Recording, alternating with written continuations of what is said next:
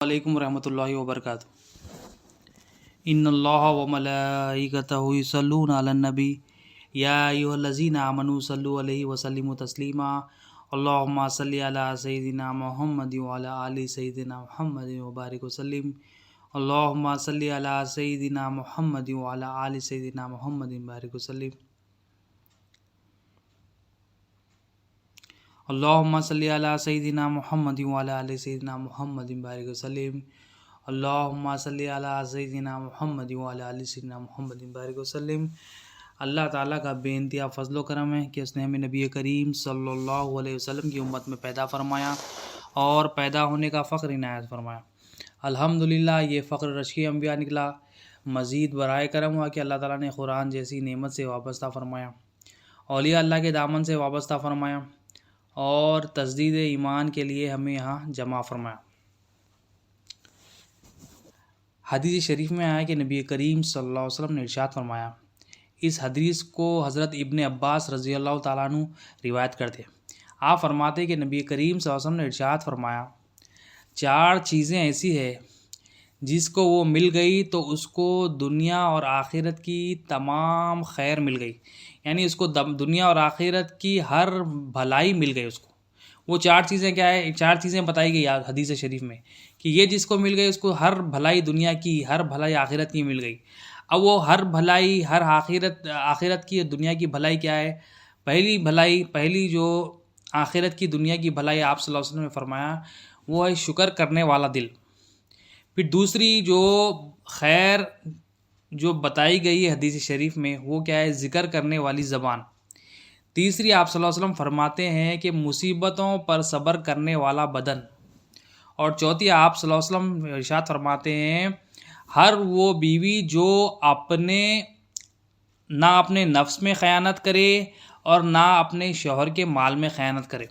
تو یہ بھلائی آپ صلی اللہ علیہ وسلم نے فرمایا کہ یہ جو مل گئی، جس کسی کے پاس بھی یہ 4 چیزیں ہو جائے اس کو دنیا کی اور آخرت کی، دنیا کی بھی یعنی بھلائی ہے اس کے پاس، آخرت کی ہے یعنی ہر بھلائی دنیا اور آخرت کی اس کو مل گئی۔ تو یہ آپ صلی اللہ علیہ وسلم کیا فرمانے؟ پہلے تو شکر کرنے والا دل۔ اب ایمان والا ہی جو ہے نا، اولیاء اللہ فرماتے ہیں ایمان والا ہی شکر کرتا ہے، کیونکہ ایمان کا جو پھل ہے وہ شکر ہے۔ شکر کا تعلق دل سے ہوتا ہے۔ اب بندہ دل سے شکر کب کرتا ہے؟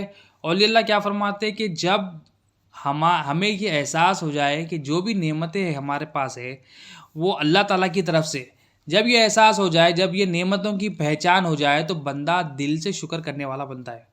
اب جو ہمارا شکر ہے، شکر ہم کرتے ہیں، مگر ہمارے جب شکر میں جو شکر ہے وہ ہم بندوں کا شکر کرتے ہیں، بندوں کا بھی شکر کرنا ہے، اس کے لیے حدیث شریف میں بتایا گیا ہے، مگر ہم اس کا شکر کرنے میں اپنے رب کو بھول جاتے۔ ہمیں جو رب کا شکر کرنا ہے، اپنے خالق کا، اپنے مالک کا شکر کرنا ہے، وہ شکر جو رب کا کرنا ہے مخلوق کو دے بیٹھتے۔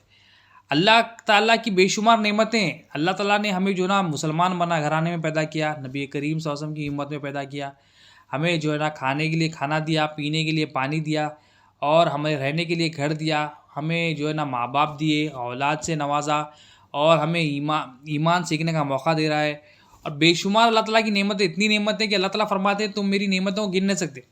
تو جب ہمیں احساس ہو جائے کہ یہ نعمتیں جو اللہ تعالیٰ کی طرف سے ہے، یہ احساس جب ہو جائے گا، اس کی پہچان آ جائے گی نعمتوں کی، تو ہم دل سے شکر کرنے والا بنیں گے۔ ورنہ ہماری زبان پہ صرف کیا ہے؟ شکر الحمدللہ رہے گا، وہ حلق سے نیچے نہیں اترے گا۔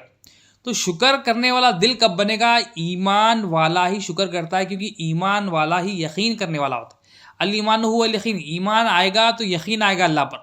جب یقین آ جائے گا تو یہ بھی یقین آ جائے گا کہ یہ جو بھی نعمتیں میرے پاس ہے یہ میری طرف سے نہیں ہے، یہ میرے گھر والوں کی طرف سے نہیں ہے، یہ میری نوکری کی طرف سے نہیں ہے، یہ تمام کی تمام نعمتیں اللہ کی طرف سے۔ تو جب شکر کرنے والے بنیں گے، ناشکر نہیں۔ اب ہم فی زمانہ کیا کرتے ہیں؟ ہر نعمت ہمارے پاس ہوتی ہے مگر پھر بھی ہم کیا ہے؟ ناشکری کرتے ہیں۔ ہمارے پاس نوکری ہوتی ہے پھر بھی نوکری پر ہم ناشکری ہوتے ہیں۔ ہمارے پاس کھانے کے لیے کھانا ہوتا ہے مگر کھانے پر بھی ہم ناشکری کرتے ہیں۔ پہننے کے لیے کپڑے ہوتے ہیں پھر بھی ہم ناشکری کرتے ہیں۔ ہم دیکھ سکتے ہیں مگر ہم جو ہے نا کام بھی کر سکتے ہیں، صلاحیتیں بھی ہمارے پاس اللہ تعالیٰ کی طرف سے ہوتی ہے، پھر بھی ہم جو ہے نا ناشکری کرتے ہیں. ہم دوسروں پہ جو ہے نا نظر کر کے بولتے ہیں کہ میرے پاس یہ چیز نہیں ہے، یہ چیز نہیں ہے، اپنی تقدیر پر جو ہے نا ناراضگی دکھاتے. تو یہ تمام چیزیں کیوں ہو رہی ہے؟ کیونکہ ہم جو ہے نا اللہ پر ایمان جو لانا ہے ویسا ایمان نہیں لا رہے. ہم مخلوق پر جو ہے نا غلط ایمان لا رہے ہیں. مخلوق پر ہمارا غلط اعتماد، غلط یقین ہو گیا ہے. ہم سمجھ رہے ہیں مخلوق سے ہماری حاجت روائی پن پوری ہو رہی ہے، مخلوق سے ہماری ضرورتیں پوری ہو رہی ہیں. ہم سمجھ رہے ہیں میں نوکری سے پل رہا ہوں، پیسوں سے پل رہا ہوں. یہ غلط یقین، غلط عقیدہ ہمارے پاس آ گیا. ہم سمجھ رہے ہیں میں اپنی صلاحیتوں سے جو ہے نا، اپنے سرٹیفکیٹ سے، یہ تمام چیزیں جو اسباب ہے یہ ہے تو میں سب کچھ ہے سمجھ رہے ہیں. ہم جو اسباب کا بنانے والا ہے اس کی طرف ہماری نظر نہیں جا رہی. تو جب ایمان آ جائے گا، الایمان هو الیقین پہ ہم جو نا ہم ایمان سیکھ لیں گے. ایمان کیسا آتا ہے؟ ایمان لا الہ الا اللہ محمد رسول اللہ صلی اللہ علیہ وسلم کے ذریعے آتا ہے. کلمے کو جو ہم سمجھ لیا اس سے ایمان والا بن جاتا ہے. ہم کلمہ پڑھ لیے بچپن میں لا الہ الا اللہ محمد رسول اللہ صلی اللہ علیہ وسلم، مگر پڑھ کے مسلمان تو ہو گئے، مگر پھر اس جو پڑھے ہیں اس کو سمجھنا ہے کہ ہم کیا پڑھے، کس پر ایمان لایا جا رہا ہے، کلمے میں کیا ایمان لانا ہے، پھر ایمان کو حفاظت کیسی کرنی ہے. تو ایمان جب آ جاتا ہے رب پر کہ میرا پالنے والا، میری پرورش کرنے والا اللہ تعالیٰ ہے، اور یقین جب ہو جاتا ہے کہ لا الہ الا اللہ محمد رسول اللہ صلی اللہ علیہ وسلم، تو یہ یقین سے کیا ہوتا ہے، ایمان سے کیا ہوتا ہے، جو پھل ملتا ہے وہ کیا ہے، شکر کرنے والا بندہ بنتا ہے. شکر ہمیشہ دل سے شکر کرتا ہے کہ مولا یہ تیری نعمت ہے، شکر کرتا ہے. اور شکر کرنے والے کو اللہ تعالیٰ کیا کرتے ہیں، وہ نعمت کا جو شکر کر رہا ہے وہ نعمت میں اس کو اضافہ کا انعام کرتے ہیں. وہ نعمت میں اس کے اضافہ ہوتا ہے، وہ نعمت اس سے چھینتے نہیں، اللہ تعالیٰ اس میں نعمت میں جو ہے نا اضافہ کرتے. تو ایمان آئے گا تو یہ شکر کی دولت آ گئی. شکر پھر دل سے کرے گا، زبان سے ساتھ ساتھ دل سے ہوگا. اگر زبان پہ شکر ہے، دل پہ شکر نہیں ہے، تو یہ شکر اللہ کو قبول نہیں. اللہ تعالیٰ بندے کے دل پہ دیکھتے کہ بندہ کیسا شکر کر رہا ہے، دل سے کر رہا ہے یا صرف زبان، کیونکہ اللہ کی نظر دل پہ ہوتی ہے.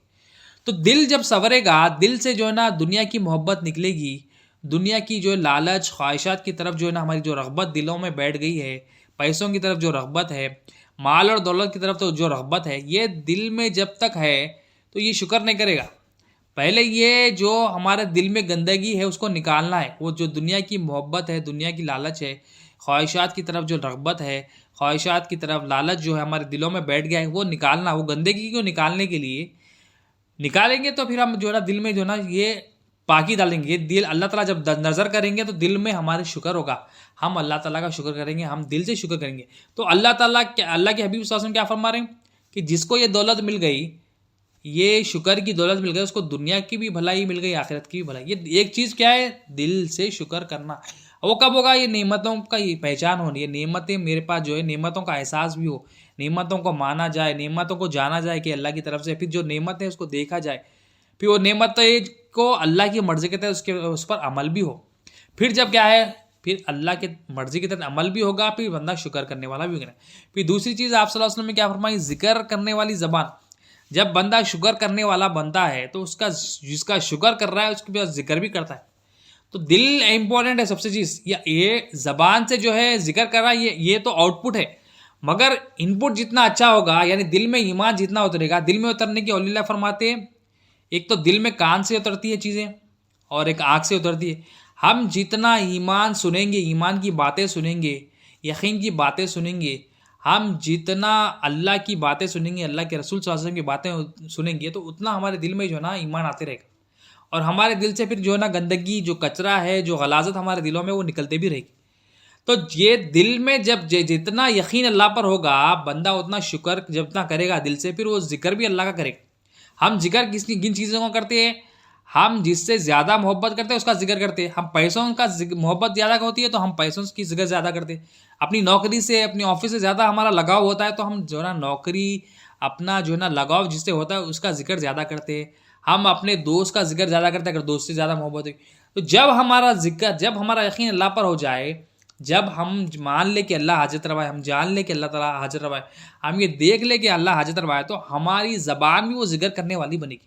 ورنہ کیا ہے، ہماری زبان پہ صرف جو ہے نا ذکر ہوگا، مگر وہ ذکر اللہ خالق کا نہیں ہوگا، مخلوق کا ذکر ہوگا. ہم مخلوق کے ذکر میں لگے ہوئیں گے، یا اپنی تعریف میں لگیں گے، یا لوگوں کی تعریف میں لگائیں گے.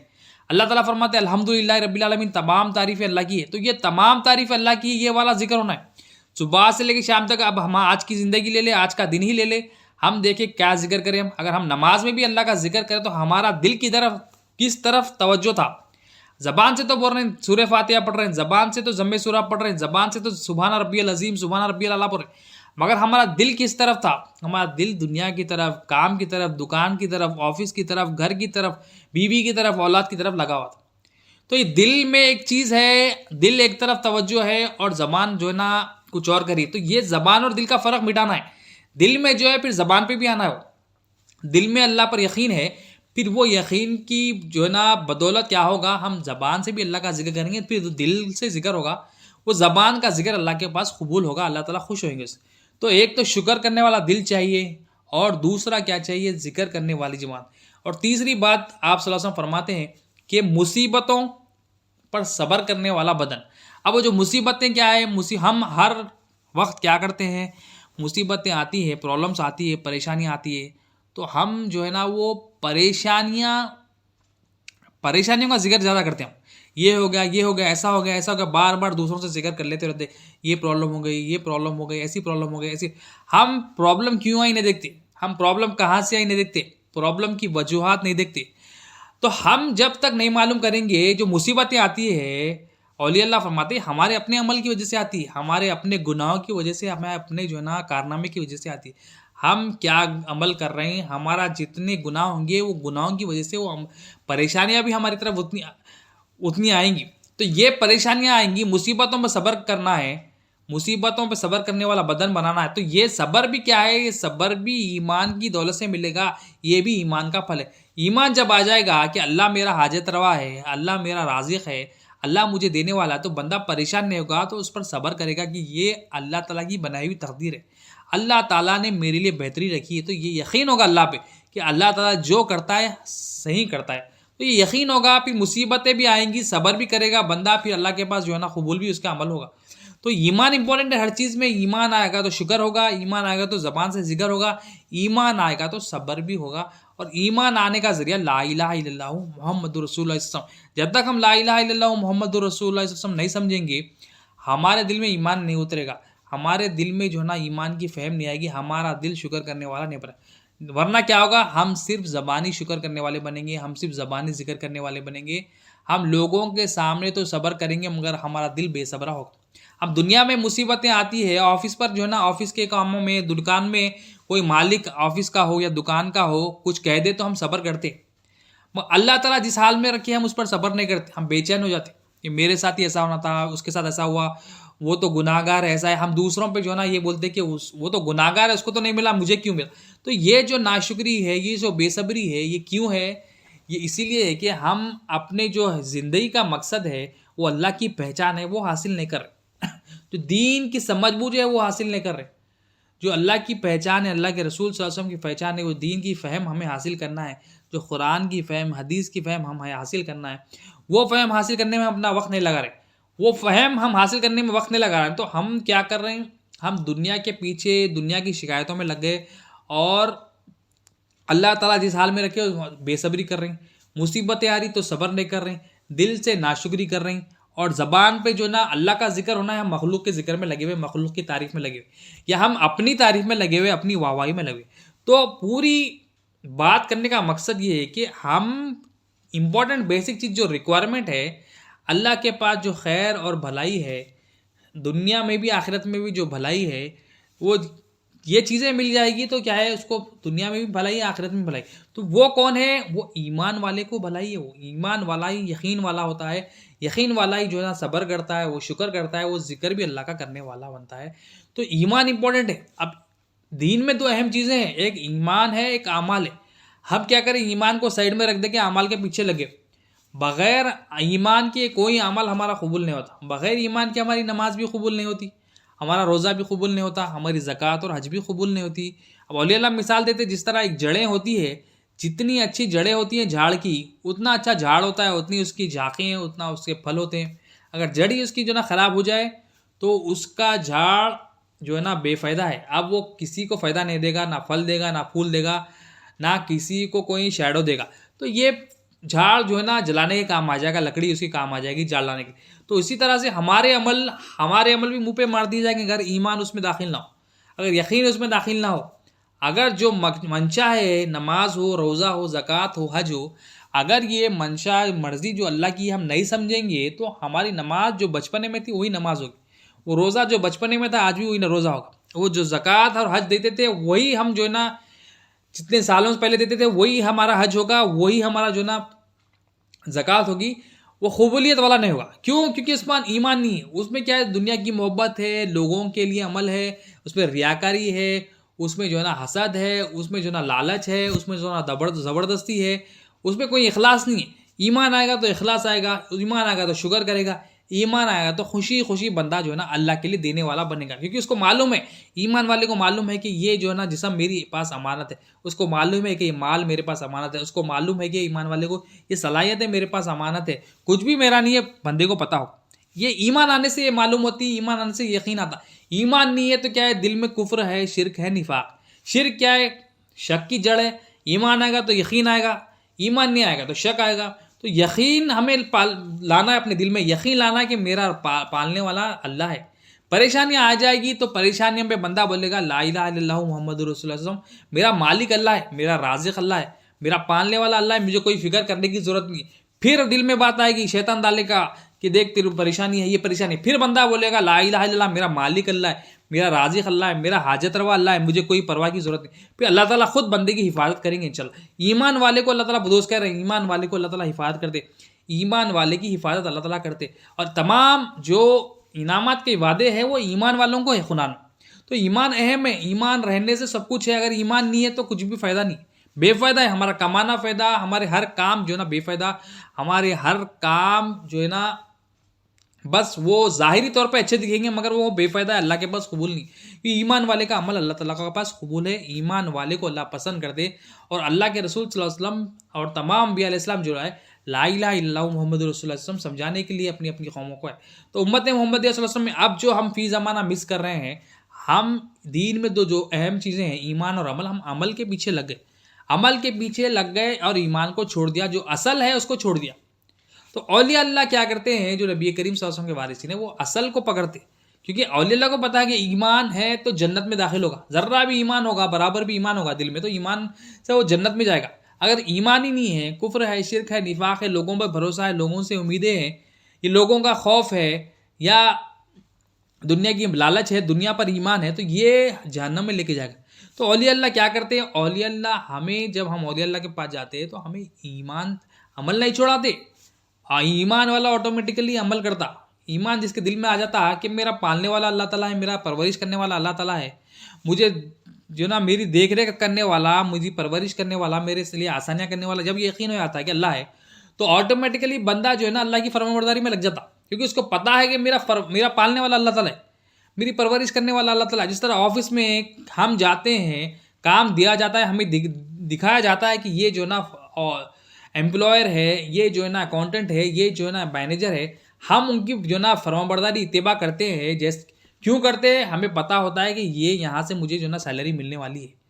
اللہ تعالیٰ حاجت روا بندہ دیکھ لیتا، اللہ میرا مالک ہے دیکھ لیتا کہ میری پرورش کرنے والا، ہر آن مجھے سانس دینے والا، میری قوت دینے والا میرا رب ہے، تو بندہ اس کی آٹومیٹکلی فرمانبرداری کرتا، اس کو بولنے کی ضرورت نہیں نماز پڑھو، اس کو بولنے کی ضرورت نہیں روزہ رکھو، وہ فرمانبرداری میں لگ جاتا، وہ نبی کریم صلی اللہ علیہ وسلم کی غلامی میں لگ جاتا۔ مگر شرط کیا ہے، ایمان کی تعلیم چاہیے، ایمان کی فہم چاہیے، ایمان حاصل کرنے کے ذریعہ جو لا الہ الا اللہ محمد رسول اللہ صلی اللہ علیہ وسلم، اس کی فہم چاہیے، اس کی انڈرسٹینڈنگ چاہیے۔ وہ نہیں ہے تو عمل کتنے بھی کر لے، وہ عمل جو ہے نا رکھے سکے عمل ہے، وہ جو ہے نا منہ پہ مار دیے جائیں گے، وہ اللہ کے پاس قبول ہی نہیں، نہ اللہ کے پاس قبول ہے، نہ اللہ کے رسول صلی اللہ علیہ وسلم کے پاس قبول ہے۔ اور بغیر ایمان کے عمل ہمیشہ کے لیے بندہ جو ہے نا جہنم میں چلا جائے گا۔ دنیا میں برائی ہے، آخرت میں بھی برائی، کیونکہ جس طرح بھلائی ہے ایمان میں، ایمان بھلائی ہے بندے کے لیے دنیا اور آخرت میں، اسی طرح اگر ایمان نہ ہو، کفر شرک نفاق ہے، تو اس کے لیے جو نا آخرت میں تو عذاب ہی عذاب ہے، دنیا میں بھی عذاب ہے۔ بظاہر تو دکھے گا کہ یہ جو نا اس کو جو نا مال اور دولت دیا گیا، اس کو پیسہ دیا جائے گا، مگر اس کے لیے جو نا خرابی ہے دنیا میں بھی اور آخرت میں۔ تو ایمان اہم ہے۔ حدیث شریف میں آئے نبی کریم صلی اللہ علیہ وسلم ارشاد فرماتے کہ اللہ تعالیٰ ارشاد فرماتا ہے کہ میں بندے کے ساتھ ویسا ہی معاملہ کرتا ہوں جیسا وہ گمان کرتا ہے۔ اللہ تعالیٰ فرماتا جیسا بندہ گمان کرتا ویسا میں معاملہ کرتا ہوں۔ تو ہم اللہ کے ساتھ کیسا گمان کر رہے ہیں؟ ہم کیا اللہ پر جو نا یقین کر رہے ہیں اللہ میرا حاجت روا ہے، اللہ میری پرورش کرنے والا ہے، میری پریشانیوں کو دور کرنے والا ہے، یا ہم شک کر رہے ہیں کہ میرا کل کا کیا ہوگا، میری پریشانی کا کیا ہوگا، میرے جو پرابلمس کا کیا ہوگا، میری نوکری کا کیا ہوگا، میری بچی کی شادی کا کیا ہوگا، میرے بھائی کا کیا ہوگا، میری رشتے کا کیا ہوگا، یہ کیا ہم کیسا گمان کر رہے ہیں؟ دیکھیں اللہ کے رسول صلی اللہ علیہ وسلم فرما رہے ہیں کہ اللہ تعالیٰ فرماتا ہے کہ جیسا بندہ گمان کرتا ہے اللہ ویسا معاملہ کرتا ہے۔ اگر اچھا ہم گمان کریں گے کہ میرا پالنے والا اللہ تعالیٰ ہے، میرا پرورش کرنے والا اللہ تعالیٰ ہے، اگر اچھا یقین کریں گے، اچھا گمان کیا اچھا یقین ہے، برا گمان کیا ہے شک کرنا ہے، کفر کرنا ہے، شرک کرنا ہے، تو اللہ تعالیٰ فرما رہے ہیں میں ویسا گمان کریں گا بندہ ویسا معاملہ کرو۔ تو ہم اگر چاہتے ہیں اللہ تعالیٰ ہمارے ساتھ اچھا معاملہ کرے، ہمارے سارے پرابلم سالو ہو، ہماری ساری ضرورتیں پوری ہو جائے، ہمارے لیے اچھا ہو جائے دنیا اور آخرت میں، تو ہم اچھا گمان کریں۔ اب اچھا گمان کب کرے گا بندہ؟ جیسا پہچانے گا اللہ کو ویسا اچھا گمان ہوگا۔ جیسی اس کی پہچان ہوگی، جتنا پہچان ہوگی، جتنا ایمان ہوگا اللہ پر، اتنا اچھا گمان بندہ کرے گا۔ ایمان ہی نہیں ہے تو کیا گمان کرتے؟ ایمان نہیں ہے تو شک ہے دل میں۔ شک کیا ہے؟ شرک کی جڑ ہے۔ کفر کیا ہے؟ شرک کی جڑ ہے۔ یہ شک کیا ہے؟ کفر کی، شرک کی، نفاق کی جڑیں ہیں۔ تو یہ کیوں ہوگا؟ یہ جب ایمان ہوگا تو پہچانے گا، ایمان نہیں ہوگا تو نہیں پہچانے گا۔ ایمان ہوگا تو اچھا گمان کرے گا، ایمان ہوگا تو یقین کرے گا کہ میرا پالنے والا کوئی پرابلم آئے گی تو گمان کرے گا یہ پرابلم میری عمل کی وجہ سے آئے، میں توبہ کروں گا، اللہ تعالیٰ انشاءاللہ میری جو نا پرابلمس کو دور کرے گا، اللہ تعالیٰ میرے لیے آسانیاں کرے گا۔ ہمیں کوئی پرابلمس آتی ہے، پریشانیاں آتی ہے، ہمارے گھر میں آتی ہے، تو ہم دیکھیں کیسا گمان کر رہے ہیں، ہم امید رکھ رہے ہیں اللہ سے یا ہم مخلوق سے امید رکھ رہے ہیں۔ ہم مخلوق پہ امید کر کے کیا کرتے ہیں؟ میری پرابلم سالو نہ بولتے، ہم مخلوق پہ، پیسوں پہ بھروسہ رکھ کر کے، ہم دوستوں میں بھروسہ کرتے ہیں، کر کے کیا کہتے ہیں کہ میری پرابلم اب یہ ہمارا گمان کہاں ہو گیا؟ ہمارا گمان مخلوق پہ ہو گیا۔ اب یہ گمان جو ہے، یہ جو سوچ ہے، یہ اللہ پر ہونا تھا کہ میرا پالنے والا اللہ تعالیٰ ہے، وہ میری پرورش کر رہا ہے، وہ میری پرابلم سالو کرے گا، وہ میرے لیے آسانیاں دے گا، وہ میرے لیے جو نا راستے کھول دے گا، راستے بنا دے گا، وہ میرے لیے کافی ہے، وہ اسی پر میں نے بھروسہ کیا کیونکہ وہی میرا حاجت روا ہے اور وہی تمام کائنات کا رب العالمین، اور اس کے سوا کوئی میرا حاجت روا نہیں۔ اب یہ جیسا گمان کرے گا، جیسا ایمان آئے گا، یہ ایمان آنے پر یہ گمان بھی ہوگا، یہ ایمان آنے پر یہ یقین بھی ہوگا، پھر اچھا گمان کرے گا، پھر وہ گمان کی وجہ سے اللہ تعالیٰ جو نا کہہ رہے ہیں کہ میں اس کے ساتھ ویسا ہی معاملہ کرتا ہوں۔ اچھا گمان کیا تو اچھا معاملہ، برا گمان کیا تو معاملہ صحیح نہیں ہوگا، کیونکہ اللہ تعالیٰ فرمانے اچھا گمان کرے۔ تو پازیٹیو ایٹیٹیوڈ چاہیے دل میں۔ پازیٹیو ایٹیٹیوڈ کیسے آتا ہے؟ ایمان سے آتا ہے۔ پازیٹیو سوچ جو ہم کہتے ہیں، پازیٹیو تھنکنگ کیا ہے؟ یہ دین میں کیا ہے؟ ایمان ہے۔ ایمان آئے گا تو ایمان سے یقین آئے گا، یقین سے پھر پازیٹیوٹی آئے گی، گھر میں بھی پازیٹیوٹی آئے گی، بندہ صبر کرے گا، شکر کرے گا، مولا کی بنائی ہوئی تقدیر پہ راضی رہے گا، ناشکری نہیں کرے گا، اور اچھا گمان کرے گا کہ میرے ساتھ جو ہوگا اچھا ہوگا انشاءاللہ۔ اچھی امیدیں لگائے گا، لوگوں سے امیدیں نہیں ہوگی، رب سے ہوگی۔ لوگوں کا خوف نہیں ہوگا، رب کا ہوگا، رب کی ناراضگی کا خوف ہوگا کہ میرا رب میرے سے ناراض ہوگا، یہ عمل سے میرا رب میرا ناراض ہو جائے گا۔ تو ہم کیا ہے؟ ہم اللہ سے اچھی جیسا امید رکھیں گے، اچھا گمان رکھیں گے تو ہمارے ساتھ اچھا معاملہ ہوگا انشاءاللہ تعالیٰ۔ مگر شرط کیا ہے اس کے لیے بھی؟ اچھے گمان کے لیے پھر کیا ہے؟ ایمان چاہیے، لا الہ الا اللہ کی تصدیق چاہیے دل میں۔ پھر اللہ تعالیٰ ارشاد فرماتے ہیں کہ جو بندہ میرے ساتھ جیسا گمان کرتا ہے اس کے ساتھ میں ویسا معاملہ کرتا ہوں، اگر وہ مجھے یاد کرتا ہے تو میں اس کے ساتھ ہوتا ہوں۔ تو ہمارا مالک دیکھے، ہمارا ایسا مالک ہے، ہمارا ایسا رازق ہے، اللہ تعالیٰ فرما رہے ہیں جو مجھے یاد کرتا ہے میں اس کے ساتھ ہوتا ہوں۔ تو ہم دیکھیے، ہم دنیا میں جس کو یاد کرتے، کس کو یاد کرتے؟ ہمیں اپنے آفس، گھر، رشتے دار، ہم کچھ پریشانی آتی ہے کس کو یاد کرتے ہیں؟ وہ اینی ٹائم اویلیبل نہیں ہوتے۔ اللہ تعالیٰ ایسا ہمارا مالک ہے، اسباب کا بنانے والا بھی اللہ تعالیٰ ہے، اور اللہ تعالیٰ کہہ رہے ہیں کہ مجھے جو یاد کرتا ہے میں اس کے ساتھ ہوتا ہوں، اور جو مجھے دل میں یاد کرتا ہے میں بھی اسے دل میں یاد کرتا ہوں، اور جو مجھے کسی مجمع میں یاد کرتا ہے تو میں اسے اس سے بہتر مجمع میں یاد کرتا ہوں، فرشتوں کی محفل میں اس کو یاد کرتا ہوں۔ اللہ تعالیٰ کا فرمان ہے کہ مجھے یاد کرنے والوں تم مجھے یاد کرو، میں تمہیں یاد کروں گا۔ تو یہ اللہ تعالیٰ کی طرف جو توجہ رہے گی، جتنا بندہ ایمان ہوگا اتنی بندے کا ذکر کرے گا، اتنا شکر کرے گا، اتنا بندہ اللہ کو یاد کرے گا، جتنا یقین ہوگا اتنا یاد کرے گا، جتنا ایمان ہوگا اتنا بندہ یاد کرے گا۔ تو یقین چاہیے، یقین دل میں چاہیے، تو یقین سے بندہ جو ہے نا اپنا انوائرمنٹ چینج کر سکتا۔ یقین ہوگا تو پھر پازیٹیو تھنکنگ ہوگی، پازیٹیو ایٹیٹیوڈ ہوگا، ہر فیلڈ میں بندہ کامیاب ہوگا۔ یقین مخلوق پر نہیں، خالق پر چاہیے کہ میرا رب میرے ساتھ، میرا رب مجھے دیکھ رہا ہے، میری پرورش میرا رب کرنے والا ہے، میرا رب میرے ساتھ ہے، میں جہاں کہیں بھی ہوں میرا رب میرے ساتھ ہے۔ یہ یقین چاہیے رب پر کہ میرا رب۔ تو یہ یقین کے لیے کیا ہے؟ یہ یقین کے لیے، یہ ایمان کے لیے علم چاہیے. وہ علم لا الہ الا اللہ ہے. وہ علم لا الہ الا اللہ سے یقین آتا. بغیر علم لا الہ الا اللہ کے، بغیر فہم لا الہ الا اللہ کے یہ ایمان دل میں نہیں آئے گا، یہ یقین نہیں آئے گا. پھر اللہ تعالیٰ آگے ارشاد فرماتے ہیں کہ جو بندہ میری طرف ایک بالش متوجہ ہوتا ہے، میں اس کی طرف ایک ہاتھ متوجہ ہوتا ہوں. جو میری طرف ایک ہاتھ متوجہ ہوتا ہے، میں اس کی طرف 2 ہاتھ متوجہ ہوتا ہوں. میں اس کی طرف 2 ہاتھ توجہ کرتا ہوں. اور جو بندہ، اللہ تعالیٰ فرماتے ہیں، جو میری طرف چلتے ہوئے آتا ہے، میں اس کی طرف دوڑتے ہوئے آتا ہوں. تو اللہ تعالیٰ ایسا مالک ہے. اللہ تعالیٰ فرما رہے ہیں ایک بالش اگر آ جائے گا بندہ تو میں اس کی طرف ایک ہاتھ آ جاتا ہوں. ایک ہاتھ اگر آ جائے گا تو 2 ہاتھ آ جاتا ہوں. ایک اگر بندہ چلتے ہوئے آتا ہے، دوڑتے ہوئے آتا ہوں. تو ایسا ہمارا مالک ہے، 24/7 اویلیبل ہے ہمارے لیے. تو یہ ایمان جب ہو جائے گا تو اس کا یقین ہو جائے گا کہ میرا رب میرے ساتھ ہے. میں کہیں بھی ہو جاؤں، میرا رب میرے ساتھ ہے، تو مجھے یہاں وہاں جانے کی ضرورت نہیں، اس سے مانگنے کی ضرورت نہیں. میں کوشش کروں گا اللہ اور اس کے رسول کے حکم کے تحت مانگوں گا تو اللہ سے کہ میرا رب مجھے راستے بنانے والا ہے، اسباب کا بنانے والا بھی میرا رب ہے. یقین کرے گا کیونکہ اللہ کا وعدہ ہے میں بندے کے ساتھ ہوں. میں جہاں کہیں بھی ہوں، اگر بندہ مجھے یاد کرتا ہے میں اس کو یاد کرتا ہوں. ایک ہاتھ آتا ہے تو میں 2 ہاتھ آتا ہوں. ایک بالش آتا ہے تو میں 1 ہاتھ آتا ہوں.